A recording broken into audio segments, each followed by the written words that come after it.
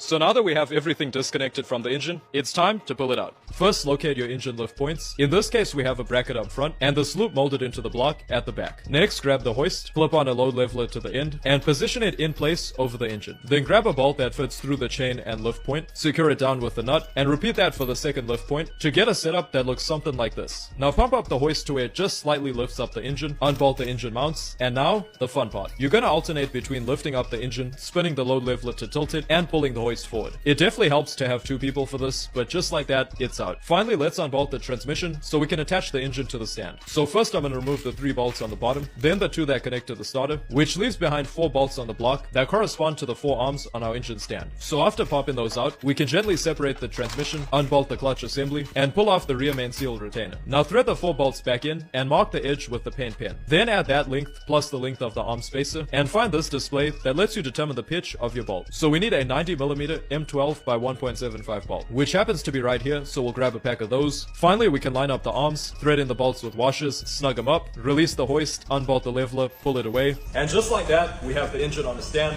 Now, it's time to tear it down.